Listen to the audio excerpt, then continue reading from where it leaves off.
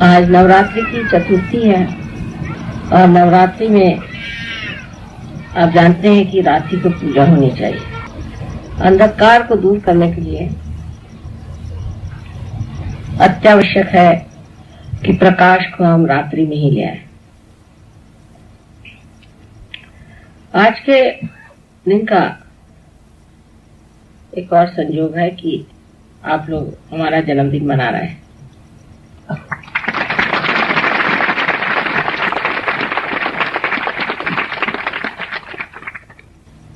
आज के दिन गौरी जी ने अपने विवाह के उपरांत श्री गणेश की स्थापना की। श्री गणेश पावित्र का स्तोत्र है, पावित्र का। सबसे पहले इस संसार में पवित्रता फैलाई गई, जिससे कि जो भी प्राणी, जो भी मनुष्य मात्र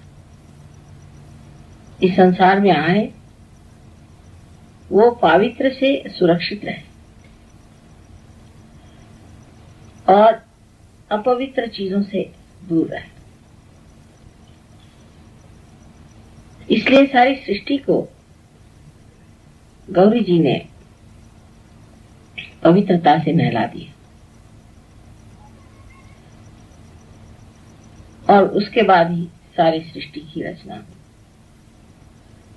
सो जीवन में सबसे महत्वपूर्ण कार्य हमारे लिए यह है कि हम अपने अंदर पवित्र को सबसे ऊंची चीज समझें। लेकिन पवित्र का मतलब ये नहीं कि हम नहाएं, धोएं, सफाई करें, अपने शरीर को ठीक करें, किंतु अपने हृदय को स्वच्छ करना चाहिए।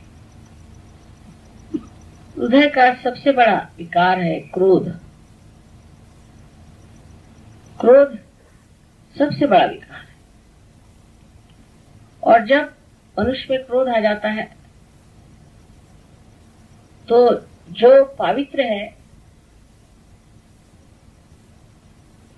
वो नष्ट हो जाता है,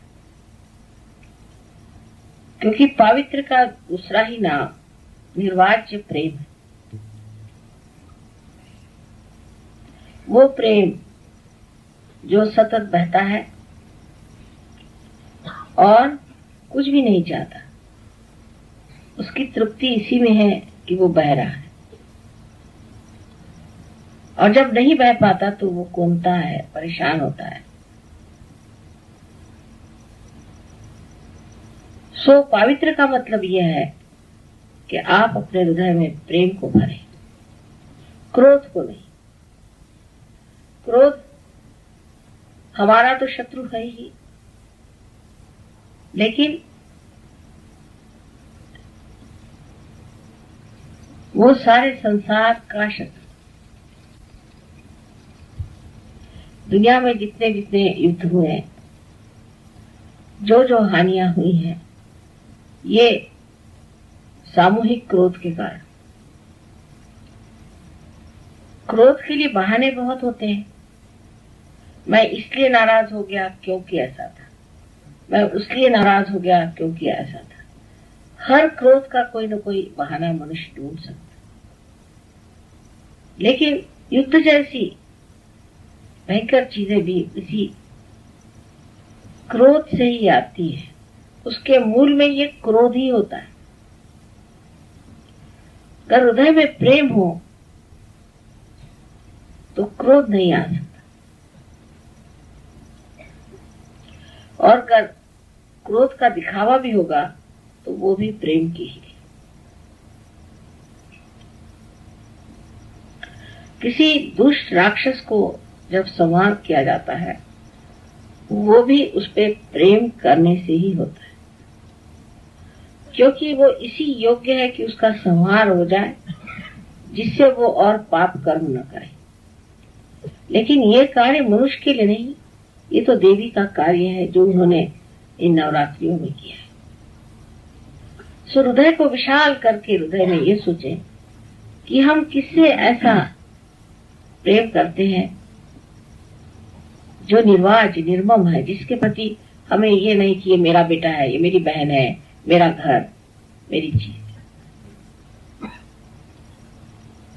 ऐसा प्रेम हम किससे करते हैं?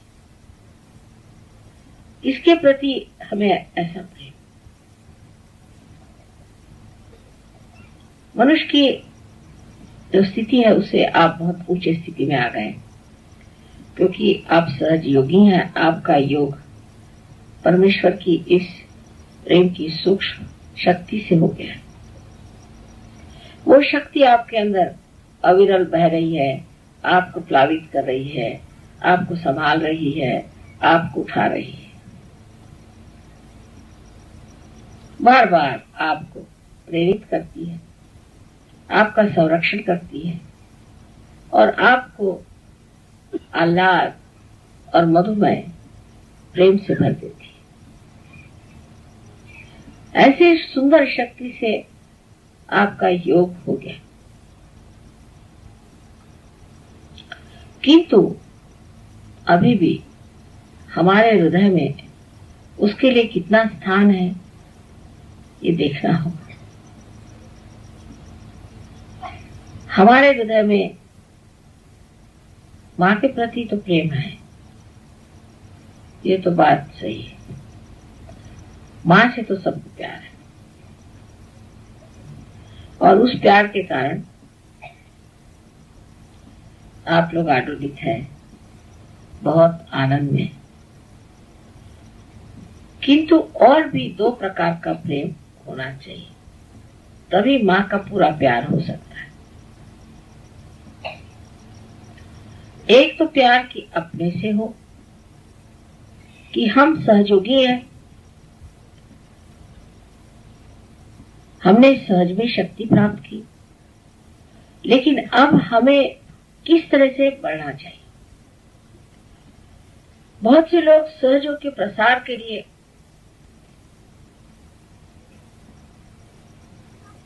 बहुत कार्य करते हैं, जिसे हम कहें कि हॉरिजॉन्टल मूवमेंट,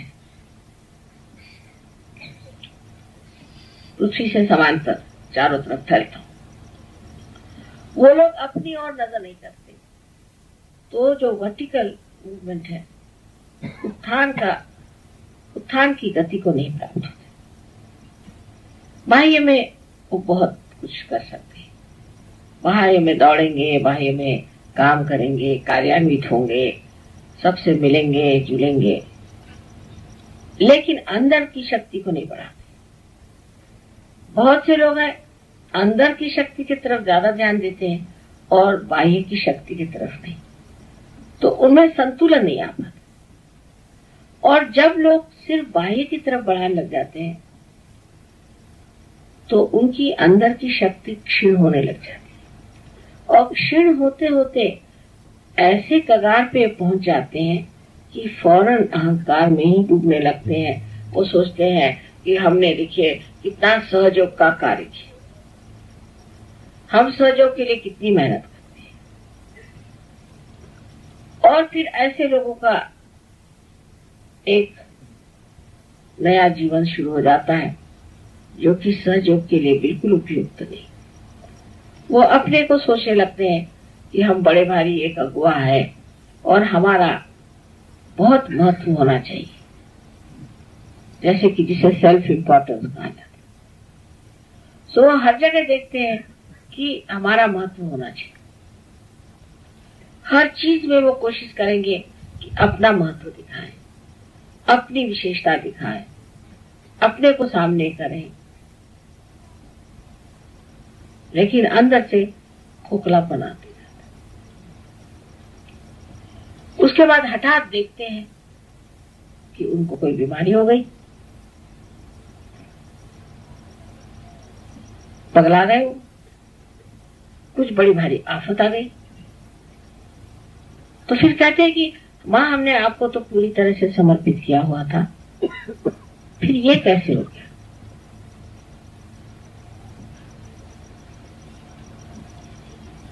ये हमने कैसे पाया?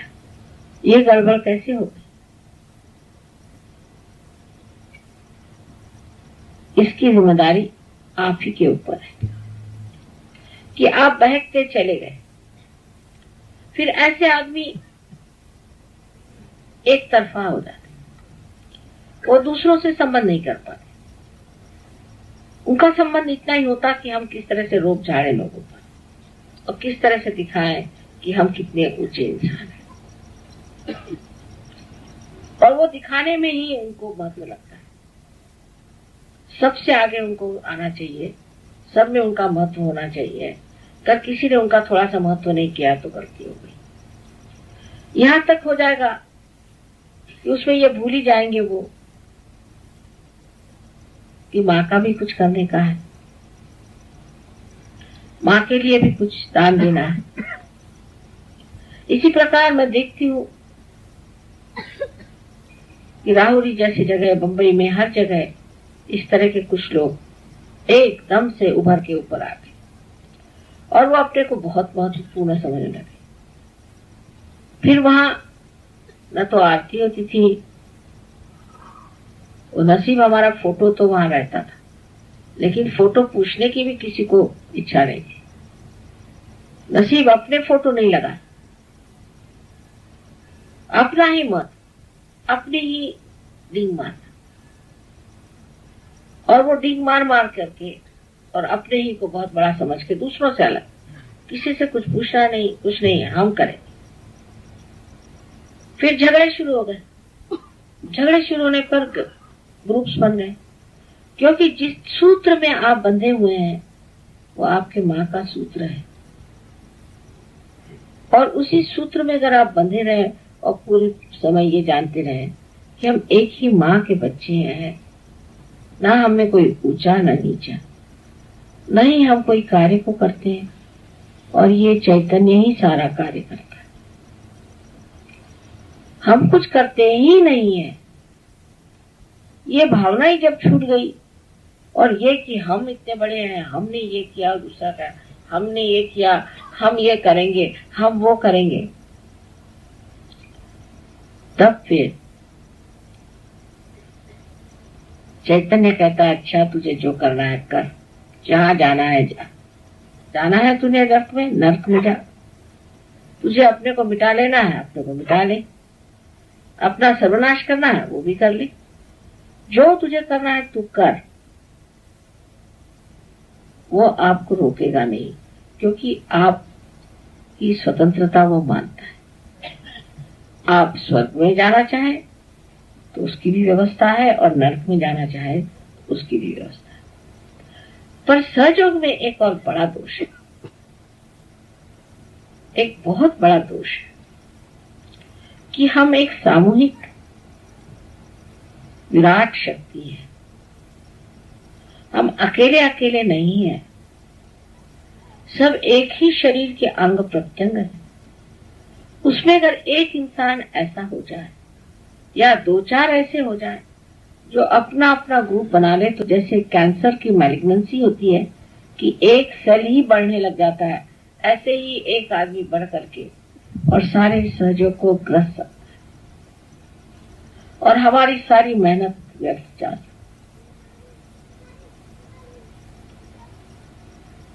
हमको तो चाहिए कि समुद्र से सीखें कि जो सबसे नीचे रह करके ही सब चीज को अपने अंदर, सब नदियों को अपने अंदर समाता है,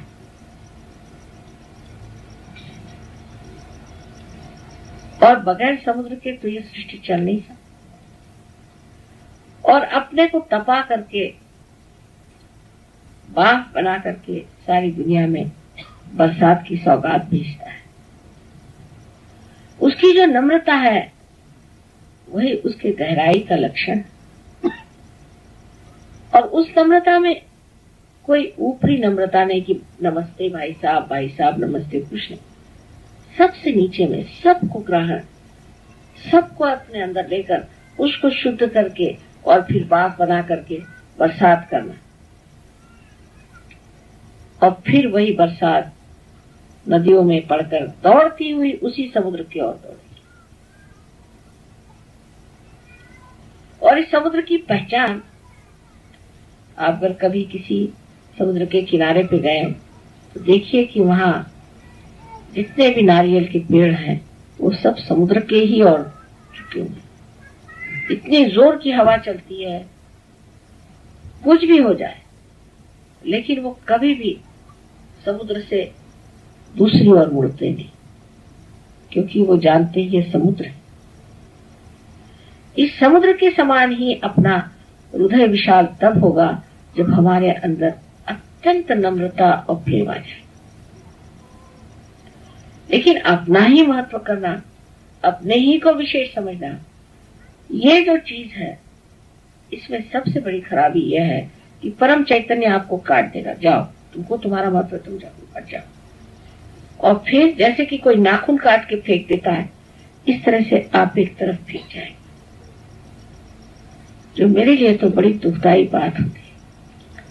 और ऐसे दो चार लोग जो निकल आए, जो सोचते हैं हम बहुत काम करते हैं, हमने ये कार्य किया, हमने वो कार्य किया, उनको फौरन ठंडा हो जाना चाहिए और पीछे हट करके देखना चाहिए कि हम ध्यान करते हैं, हमारा ध्यान लगता है,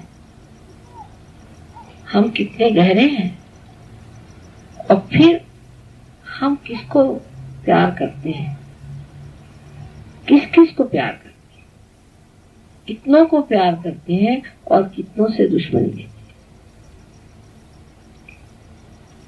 सहयोग में कोई लोग बड़े गहरे बैठ गए, बहुत गहरे आ गए, इसमें कोई शंका नहीं, और बहुत से अभी भी किनारे पे ही डोल रहे हैं, और कब वो फिर जाएंगे कह नहीं सकते, क्योंकि मैंने आपसे पहले ही बताया है कि 1990 साल के बाद एक नया आयाम खुलने वाला है,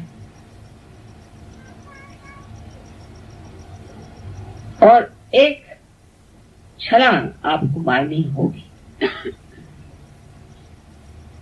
जो आप इस माहौल से उतर करके और उस नई चीज को पकड़ लें। जैसे कि चक्का है, जब घूमता है तो एक बिंदु पे आकर फिर आगे सरक जाता है। इसी प्रकार सहयोग की प्रगति भी सामूहिक होने वाली है, और इसमें टिकने के लिए पहली चीज हमारे अंदर पवित्र होना चाहिए, जो नम्रता से भरा। वैसे तो दुनिया में लोग आपने देखे हैं कि जो अपने को बड़े पवित्र समझते हैं और सुबह शाम संध्या करते हैं और किसी को छूने नहीं देते, ये खाना नहीं खाएंगे, वो आएगा तो उसको कहना तुम दूर बैठो, वो किसी ने छू लिया तो उनकी हालत खराब। ये पागलपन। अगर आप एकदम स्वच्छ हैं, एकदम आप पवित्र हैं, तो आपको किसी को भी छूने में, किसी से भी बात करने में कभी अपवित्रता आ नहीं सकती, क्योंकि आप हर चीज को ही शुद्ध करते, आपका स्वभाव ही शुद्ध करने का। तो आप जिससे मिलेंगे उसी को आप शुद्ध करते ही जाएंगे। उसमें डरने की कौन सी बात है, उसमें किसी को कंडेम करने की कौन सी बात है, उसके लिए कानाफूसी करने की कौन सी बात है। तो ये तो लक्षण एक ही है कि आपकी स्वयं पवित्रता कम है। अगर आपकी पवित्रता संपूर्ण है तो वो पवित्रता में भी शक्ति और तेज है, और वो इतना शक्तिशाली है कि कोई सी भी अपवित्रता को वो खींच सकता है। जैसे मैंने कहा कि हर तरह की चीज समुद्र में पूरी तरह से एकाकार हो जाती है। अब दूसरे लोग हैं कि जो सिर्फ अपनी ही प्रगति को सोचते हैं। वो ये सोचते हैं कि हमें दूसरे से क्या मतलब, हम अपने कमरे में बैठकर माँ की पूजा करते हैं, उसकी आरती करते हैं, उनको हम मानते हैं और हम चाहते हैं कि हमारी उन्नति हो जाए, हमें दुनिया से कोई मतलब नहीं।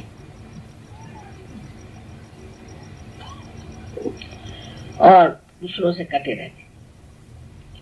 ऐसे लोग भी बढ़ नहीं सकते, क्योंकि आप शरीर के एक अंग प्रत्यंग हैं। समझ लीजिए एक उंगली ने अपने को बांध लिया और कहेगी कि नहीं मैं किसी से और मतलब नहीं मेरा, मैं अलग से रहूंगी, ये तो उंगली मर जाएगी। क्योंकि इसमें रक्त कहां से आएगा, इसमें नस कैसी चलेगी, इसमें चेतना का संचार कैसे होगा। ये तो कटी हुई रहेगी, ये तो छूटी हुई रहेगी।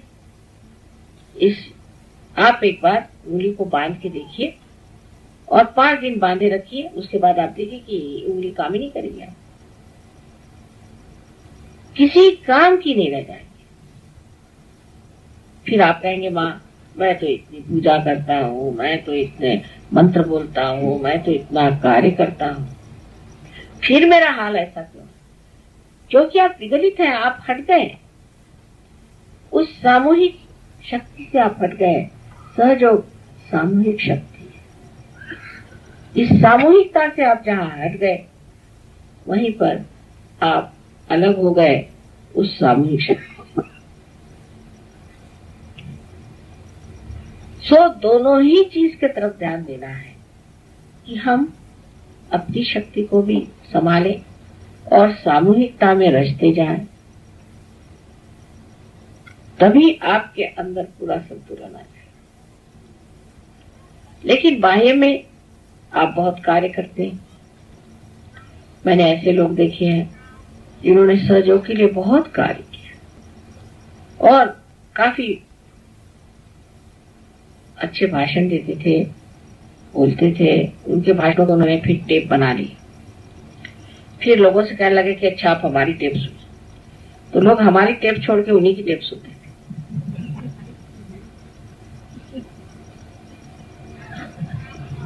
और उनका ये हाल था कि जैसे अभी हम बैठे हैं तो वो हमारे फोटो को तो नमस्कार करेंगे, हमें नहीं करेंगे, क्योंकि उनको फोटो की आदत पड़ी। हमसे उनको कोई मतलब नहीं, वो फोटो से मतलब।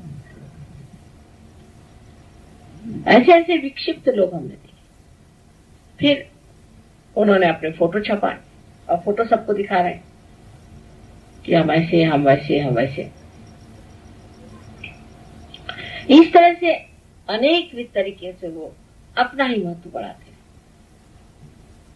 करते करते ऐसे गड्ढे में गिर गए अनायास, उनके समझ में नहीं आया और एकदम पता हुआ कि छूट गए सहयोग से, कहीं भी नहीं। लोग मुझे कहते माँ ये तो बड़े लीडर थे, वो तो इतने ये थे। हाँ थे तो सही, लेकिन वो गए कहाँ? गए क्या करें, एकदम काफुर हो गए। कहाँ बताए कैसे? तो ऐसे लोग क्यों निकल गए? क्योंकि संतुलन नहीं। और जब संतुलन नहीं रहता है तो आदमी या तो लेफ्ट में चला जाएगा, राइट में चला जाएगा। और जैसे मैंने बहुत बार कहा कि 2 तरह की शक्तियां हमारे अंदर है, जिससे कि हम सहयोग की ओर खींचते भी हैं, और दूसरी शक्ति जिससे हम बाहर फेंके जाते हैं। जैसे एक रस्सी में अगर आप पत्थर बांध कर घुमाएं तो पत्थर घूमता रहेगा जब तक रस्सी से बंधा है, और जैसे रस्सी से छूट जाएगा एकदम काटकोण में, टेंजेंट में फेंका जाएगा। इसी प्रकार बहुत से लोग सहयोग से निकल जाते हैं। तब फिर लोग कहते हैं माँ देखिए सहयोग में बहुत लोग कम हो गए। मैं क्या करूं? और अगर कम हो गए तो इसमें सहयोग का नुकसान तो हुआ नहीं, इसमें उनका ही नुकसान हो। सहयोग का बिल्कुल भी नुकसान नहीं, क्योंकि जिसको नुकसान और फायदे से कोई मतलब ही नहीं है, ऐसी जो चीज है उसका क्या नुकसान हो सकता है? हाँ, अगर आपको अपना फायदा करा लेना है तो आप इस चीज को जान लीजिए कि सहयोग को आपकी जरूरत नहीं, आपको सहयोग की जरूरत। ये योग का दूसरा अर्थ होता है युक्ति। एक तो है कि संबंध जुट जाना, लेकिन दूसरा है युक्ति। ये युक्ति समझ लेनी चाहिए कि ये युक्ति क्या है। इस पे 3 तरह से समझाया जा सकता है। पहली तो युक्ति यह है कि हमें इसका ज्ञान आ जाना चाहिए। ज्ञान का मतलब बुद्धि से नहीं, किंतु हमारे उंगलियों में, हाथ में, अंदर कुंडलिनी का पूर्णतः जागरण होना, ये ज्ञान है। और जब ये ज्ञान हो जाता है तब और भी ज्ञान होने लग जाता है। बहुत सी बातें जो आप नहीं समझ पाते थे वो आप समझ पा सकते हैं, और आप समझने लग जाते हैं कि कौन सत्य है, कौन असत्य है। और इस ज्ञान के द्वारा आप लोगों की कुंडलिनी भी जागृत कर सकते हैं और उनको समझा भी सकते हैं, और उनसे आप पूरी तरह से आप एकाग्र हो सकते हैं, उनके साथ आप वार्तालाप कर सकते हैं, बातचीत कर सकते हैं इस ज्ञान के कारण। तो आपको बौद्धिक ज्ञान भी उससे आते जाता है। आप सहयोग समझते हैं, नहीं तो कोई समझ सकता था पहले? ईड़ा पिंगला सुख मन नाड़ी रे, एक ही डोर उड़ाऊंगा, इस तरह की बातें जो करता था कबीर, तो कोई समझता था उसको? नानक की कोई बात समझता था? या ज्ञानेश्वर जी की किसी ने कोई बात समझी नहीं? लाओत्से की किसी ने कोई बात समझी नहीं? कोई तो भी मिस्टीरियस चीज है, कोई बड़ी गोपनीय बात कह रहे हैं, ऐसे समझ करके लोग रख देते। लेकिन सहयोग के बाद आप सब समझने लगे तो आपका बुद्धि चातुर्य भी बढ़ गया, उसकी भी चतुरता आ गई, आप उसको समझने लग गए। ये तो बात ठीक है कि आप उसे समझने लगे, और ऐसी बातें जो अगम्य थी वो भी गम्य हो गई, और सब बात को आपने जान लिया। सो तो एक युक्ति हो गई कि आपने अपना ज्ञान बढ़ा लिया। अब दूसरी युक्ति क्या? वो है कि जो आप हमारे प्रति भक्ति करें, उस भक्ति को भी जब आप करते हैं तब आप अनन्य भक्ति करनी चाहिए। माने आप हमसे तदाकारिता प्राप्त करें। जैसे हम सोचते हैं ऐसा ही आप सोचने लग जाए। आज देर हो गई समझ लीजिए, तो हम भी कह सकते थे भाई हम बहुत थक गए, रात भर के जगह, अब हमारे बस का कुछ नहीं। लेकिन हमने ये सोचा कि नवरात्रि है तो रात ही में करना है, और यही मुहूर्त हमको मिलना था, यही मुहूर्त है, इसी वक्त ये पूजा होनी चाहिए और ये होना ही चाहिए, तो हमको करना ही। और ये बड़े आनंद से हम कर रहे हैं, क्योंकि शुभ मुहूर्त यही है और उस वक्त हमें सज्ज होना चाहिए।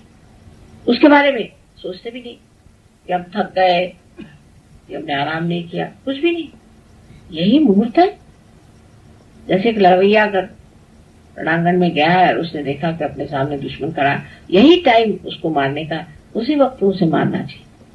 उसी प्रकार यही समय है जबकि हमें ये पूजा करनी चाहिए, तो हम बैठे हैं। और आपको भी ऐसे सोचना चाहिए कि यही समय माने बांधा है, यही समय हमारे लिए उचित है, इसलिए हमें इसी वक्त पूजा करनी चाहिए। लेकिन जो आधे अधूरे लोग हैं उल्टी बातें सोचेंगे। अब हम सवेरे से आके बैठे हैं, हमने ये किया, अभी हमें भूख लग गई, हमने खाना नहीं खाया, बच्चे सो रहे होंगे। अनन्य भक्ति नहीं हुई, क्योंकि मेरा जो सोच विचार है वो आपके सोच विचार में नहीं है। मैं जैसे सोचती हूँ वैसा नहीं सोचती। किसी के लिए मैं जैसे सोचती हूँ वैसा नहीं सोचती। किसी के लिए भी मैं सोचती हूँ कभी कभी, माँ यह आदमी इतना खराब है, ऐसा है। मैं कहा जी नहीं, बिल्कुल अच्छा है, बढ़िया आदमी है। कैसे आप कह रहे हो? कैसे कहा आप? फिर मैं सोचती हूँ कि मैं जो देख रही हूँ ये क्यों नहीं देख रहे? अगर ये मेरी ही आंख से देख रहे हैं तो इनको वही दिखाई देना चाहिए जो मैं देखती हूँ। वैसी तो बात नहीं, ये तो कुछ और ही देख रहे हैं। तो अनन्य नहीं हुआ, अन्य हो गए, दूसरे हो गए। उसी प्रकार जैसे हमारा प्यार आपके प्रति, और एक ही चीज से हम तृप्त होते हैं कि आप सबके प्रति वैसा ही प्यार रखें। अगर वो बात आपके अंदर नहीं है तो फिर ये लगता है कि अन्य है, ये अनन्य नहीं। अगर हमारे ही शरीर के ये अंग प्रत्यंग है तो जो हम हैं ऐसे ही इनको होना चाहिए ना। जैसे हम सोचते हैं वैसा ही इनको सोचना चाहिए, जैसा हम करते हैं वैसा ही इनको करना चाहिए। तो ये दूसरा क्यों सोचते, ये उल्टी बात क्यों सोचते हैं? इनके दिमाग में ये सब अजीब अजीब बातें कहां से आती है? सो अनन्य भक्ति नहीं हुई, ये भक्ति हो गई अपने ही तरह।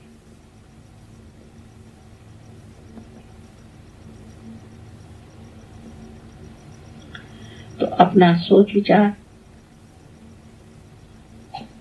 और अपना कार्य और अपना प्रेम, ये सब वैसा ही होना चाहिए जैसा आप मुझसे प्रेम करते हैं। और यही अगर प्रेम का स्रोत है तो जो कुएं में है वही घट में आना चाहिए, दूसरी चीज कैसे आ सकती? और जब कोई दूसरी चीज आती है तब मैं सोचती हूँ कि किसी दूसरे घट से इन्होंने कोई और कुएं से पानी भरा है, ये घट मेरा नहीं।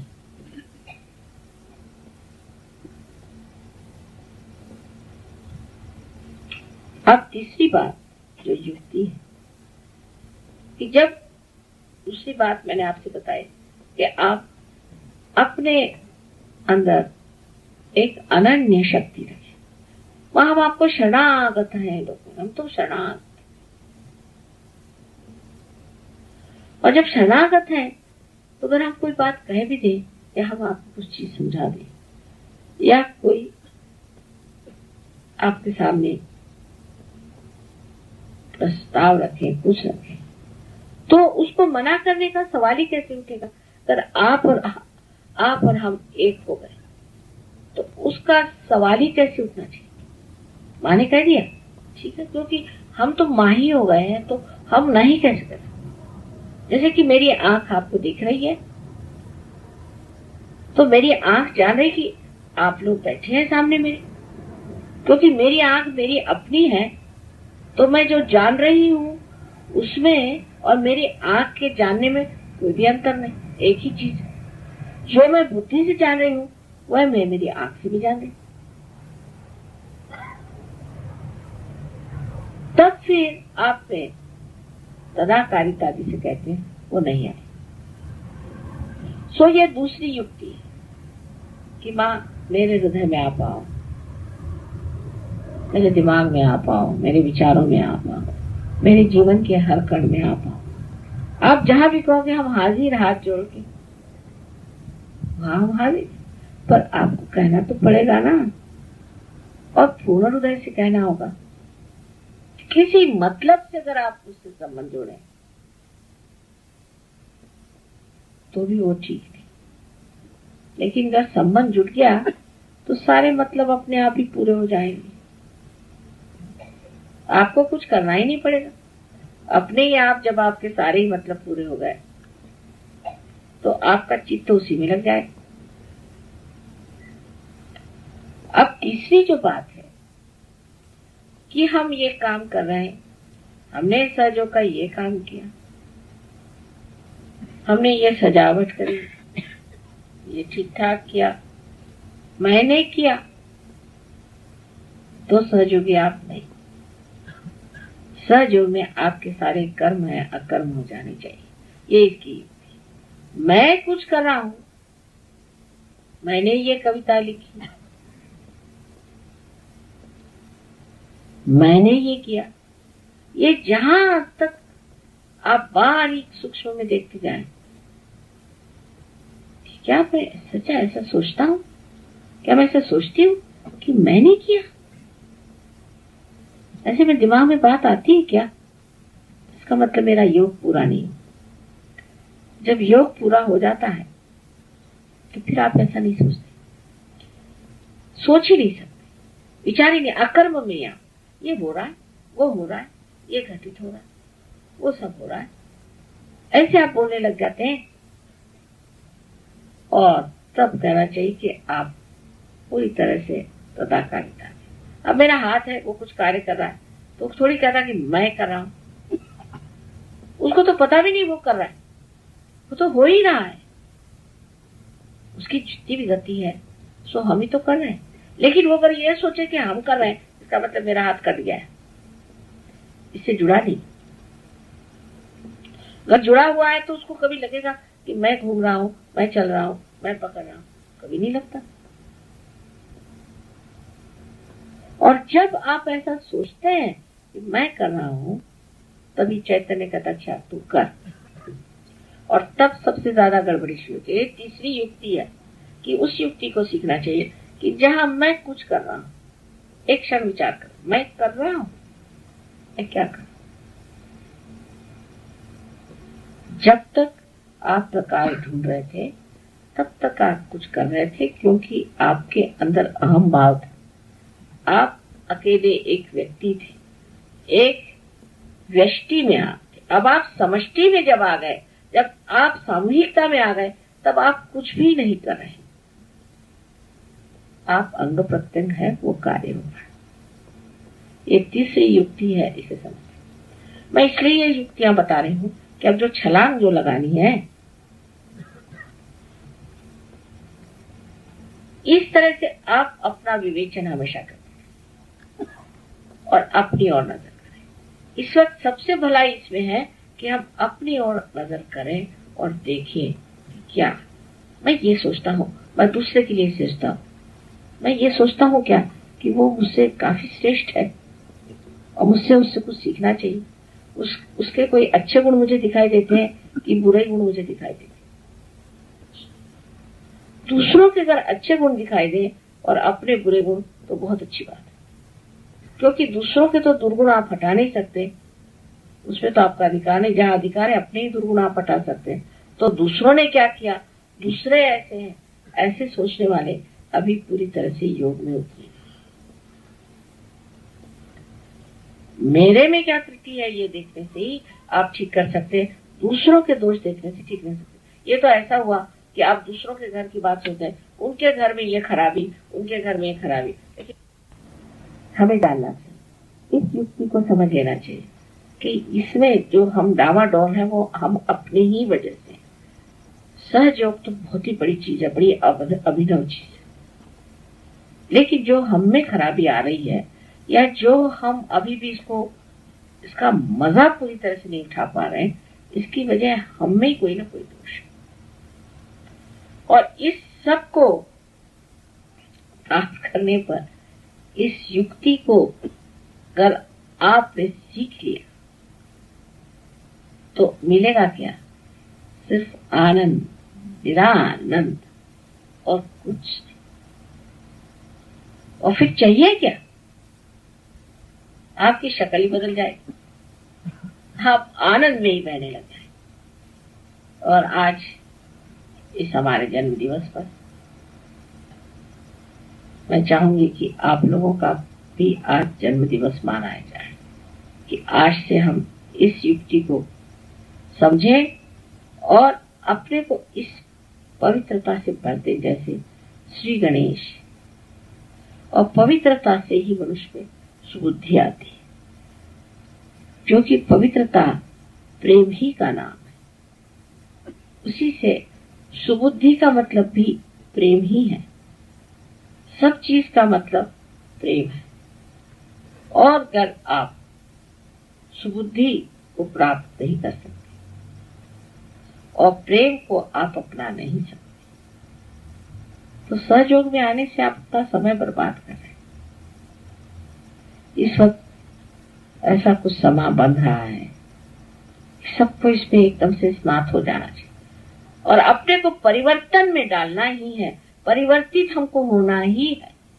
हम में खराबियां ही हैं, हमें अपने को पूरी तरह से पवित्र बना देना है। ये आप अपने साथ कितना प्रेम कर रहे हैं। आपका बच्चा जरा गंदा हो जाता है, फौरन आप दौड़ के उसको साफ कर देते हैं, क्योंकि आपको उससे प्रेम है। इसी प्रकार जब आपको अपने से प्रेम हो जाएगा तो आप भी अपने को पूरी तरह से परिवर्तन की ओर लगाएं कि मेरा परिवर्तन कहाँ तक, मेरे अंदर अभी यही खराबी रहती, अभी मैं ऐसा हूं। और इस परिवर्तन के फलस्वरूप आशीर्वाद है उस जीवन का जिसका वर्णन नहीं किया जा सकता। जो कबीर ने कहा कि अब मस्त हुए फिर क्या बोले। तो आप सब उस मस्ती में आ जाइए, उस मस्ती को प्राप्त करें और उस आनंद में आप आनंदित हो जाएं। ये हमारा आशीर्वाद है।